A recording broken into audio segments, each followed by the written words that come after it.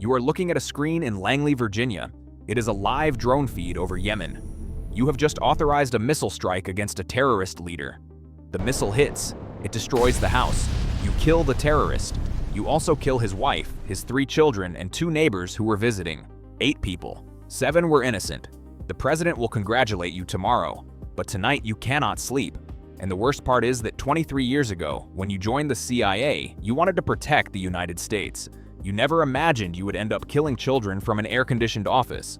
But that is level 6. Let me tell you how you get there. Let's start when you still believed you were the hero of the movie.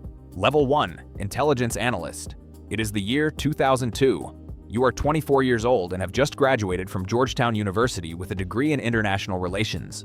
September 11th happened only a year ago. There is still dust in the air. There is still pain. And you want to do something about it. You went through 18 months of exhaustive background checks. They hooked you up to a lie detector for 4 hours. You passed everything. Your starting salary is $65,000 a year. On your first day, you arrive at headquarters in Langley. It is a huge gray building surrounded by woods in Virginia. They give you your security badge, assign you a cubicle, and explain your job. You will read reports all day. You will analyze communications intercepted by the National Security Agency. You are not James Bond. You are an office worker with a top-secret clearance. You are assigned to the Counterterrorism Center. Your job is to analyze intercepted Al-Qaeda conversations in Afghanistan and Pakistan. Every day you read between 200 and 300 emails and messages that have been captured. Most of them are complete garbage, but 1 out of every 1,000 has something real. 8 months after starting, you find a pattern. There is a cell that uses very specific code words. They talk about merchandise arriving at the store on a specific date. You analyze everything for 2 weeks. You cross-check data with other sources. You discover they are planning a car bomb attack against an American military post in Kabul. You write an urgent report. Your boss sends it up the chain of command. 3 days later, special forces arrest 5 men in Kabul with 200 kilos of explosives. Your analysis probably saved around 50 American soldiers' lives. You feel incredible.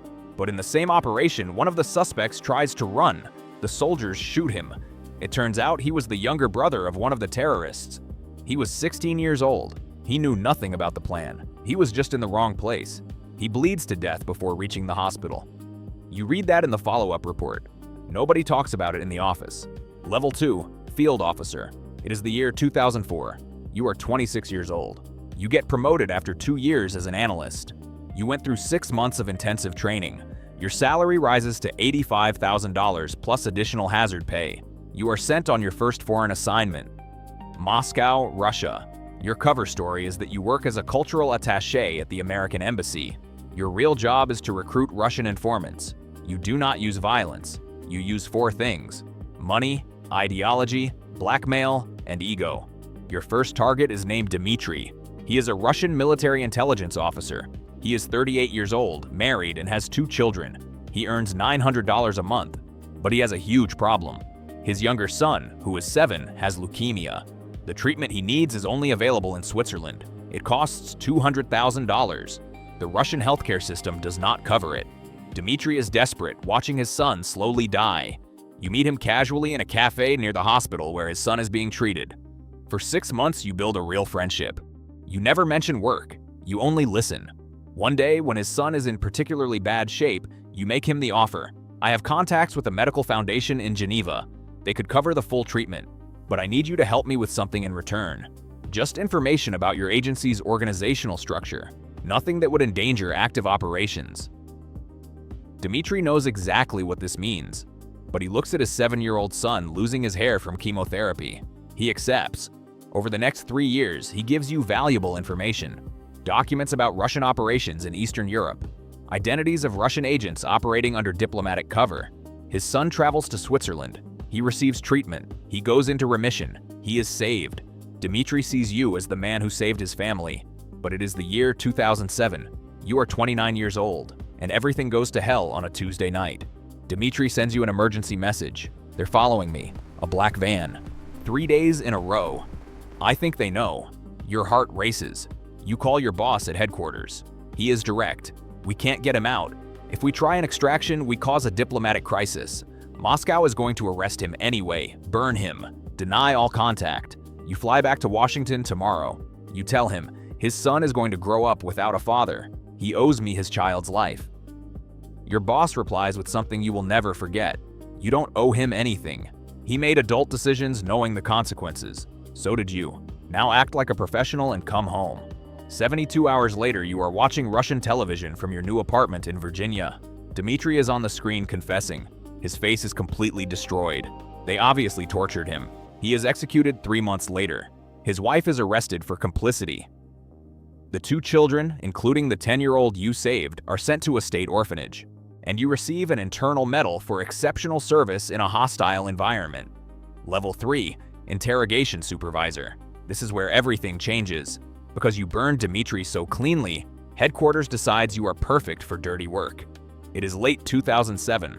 You are still 29 years old, but you are no longer the same person. You are assigned to a secret prison in Poland. These prisons do not exist on any official map. There are no lawyers. There are no rights. This is where they take high-value terrorism suspects to interrogate them without any legal oversight. Your job is to supervise the enhanced interrogations. The real word is torture. The methods are all approved by legal memos from the Department of Justice. Waterboarding, sleep deprivation for up to 180 hours, stress positions, confinement in small boxes, repeated wall slamming so they cannot sleep. Your first subject is a Pakistani man captured on the Afghan border. He supposedly has information about an Al-Qaeda financing network. You interrogate him for 4 full weeks. You use all the approved methods. He confesses. He gives the names of 23 people involved in the financial network.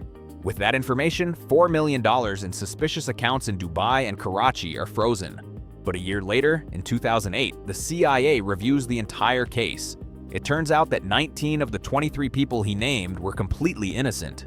He confessed with made-up names or the names of people he knew casually just to make the pain stop. And here is the worst part. After 4 weeks of torture, they do not release him. They do not formally charge him. They do not try him. They transfer him to Guantanamo, where he remains to this day, 17 years later, without formal charges. You spend 2 full years in that secret prison in Poland. By the time you leave in 2009, you are 31 years old and have supervised the interrogations of 14 people. You cannot sleep without pills. But the CIA considers that you did an excellent job. Your next assignment is a reward. Level 4, Special Operations Officer. It is the year 2010. You are 32 years old. You are transferred to the Special Activities Division. This is paramilitary work now. During the next year and a half, you work in Afghanistan and Pakistan as part of the global effort to locate Osama bin Laden. You work directly with elite commando teams. Your role is to coordinate all intelligence on the ground. Beginning in early 2011, you spend 4 full months living under a false identity in Abbottabad, Pakistan. Officially, you work for an international humanitarian organization. In reality, you are watching a suspicious compound. You confirm movement patterns. You confirm that someone important inside never leaves the place. You pass all the information to headquarters. On May 2nd, 2011, the final order comes. You coordinate from a safe house while the commandos go in. You hear everything over the radio. Enemy eliminated. Osama bin Laden is dead. In your mind, this erases everything from Poland. You are a hero again. But 3 weeks later, Pakistan arrests 8 of your local informants. One of them is a doctor who helped you verify DNA samples. He is accused of high treason. He is sentenced to 33 years in prison. You try to persuade headquarters to negotiate his release. They tell you, he is no longer useful to us. Next mission. The doctor remains in a Pakistani prison to this day. You stopped thinking about him years ago because if you did not, you would not be able to function. Level 5, Station Chief. It is the year 2013. You are 35 years old. Because of the success of the bin Laden operation, you are appointed chief of all operations in an entire country, Syria, in the middle of a civil war. Your salary is $180,000. Your main job is to run a secret program in which the CIA arms rebel groups fighting the Syrian government. The program's budget is $1 billion. You decide who gets the weapons. The problem is brutal. There are no good guys in this war. The groups you arm today are extremists tomorrow. In 2014, you arm a rebel group in Idlib province. You give them 300 automatic rifles, rocket launchers, and $1 million in cash. 6 months later, that same group joins Al-Nusra Front, Al-Qaeda's official branch in Syria. They use your weapons to take control of 3 small towns. They execute 40 Christian and Yazidi men for refusing to convert to Islam. You report the incident to headquarters. The response you receive is, adjust beneficiary selection but maintain the flow of weapons. You spend 3 full years in Syria watching your decisions create monsters. By 2016, when you finally leave the country, you are 38 years old and have a prematurely gray beard. Level 6, Deputy Director of Operations. It is the year 2017. You are 39 years old. Now you are second in command of the entire CIA. You have an office on the 7th floor of headquarters. From your desk, you decide which operations are carried out around the world. You authorize drone strikes. You approve targeted killings. On a Thursday in 2018, intelligence comes in from Yemen. A leader of an Al-Qaeda cell is hiding in a house in Shabwa province. The source confidence is 65%. It is not absolute certainty, but it is enough under established protocols. You authorize the strike. The missile destroys the house completely. The report arrives 6 hours later. It was not the terrorists they were looking for. It was a family gathering to announce an engagement.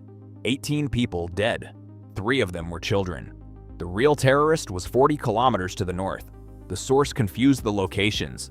The official response given is, "We deeply regret the collateral damage. We acted on the best information available at the time." You write a personal note of condolence that is never sent to anyone. You remain in your position without consequences. In 2019, the secret prisons case resurfaces. Human rights organizations publish new leaked documents. Your name appears in several of them. Senators want to open a formal investigation. You hire private lawyers. Your defense is simple. I was following a policy approved by the White House and the Department of Justice. Everything was legal under the rules of that time.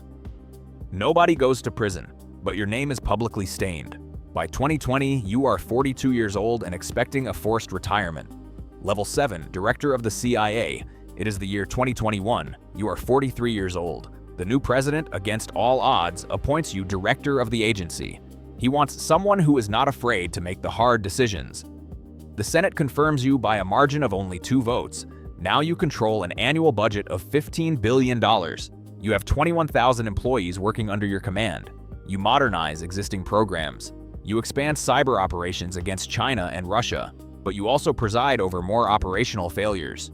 In 2022, you authorize 89 drone strikes in different countries. The conservative estimate of civilians killed is 127 people. In 2023, a congressman asks you during a live public hearing, "Mr. Director, how many civilians have died under your command?"